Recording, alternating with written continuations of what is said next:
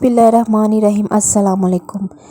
Welcome to my YouTube channel Fatima Ali food secrets. आज मैं आपको ज़र्दा बनाना सिखाऊंगी। तो चलिए वीडियो को स्टार्ट करते हैं। सबसे पहले मैंने क्या किया, चावल ले लिए थे 2 कप के करीब।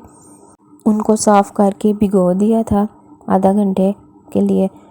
फिर मैंने पानी बॉयल किया और उसके अंदर ज़र्दे का रंग डाल दिया। जब पानी में बॉयल आ गया तो फिर मैंने इस ज़र्दे का रंग शामिल कर दिया और चावल डाल दिए। चावल जब उबलने लगे फिर मैंने इसको 2 कन्नी पे उतार लिया। ये मैंने स्ट्रेन कर लिया है चावलों को। इस तरह से इसका देखिए कलर कितना खूबसूरत आया है। ये इलायची के दाने हैं, साथ में लौंग हैं 4 से 5 अदद।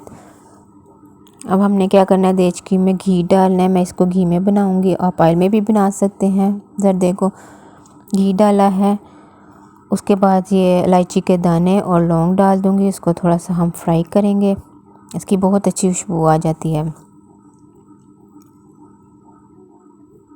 इसको मैंने थोड़ा सा फ्राई करना है। व्यूअर्स, अगर आप मेरे चैनल पे नए हैं तो जल्दी से इसको सब्सक्राइब कर लें और बेल नोटिफिकेशन को ऑन कर दें ताकि हम कनेक्ट रहें।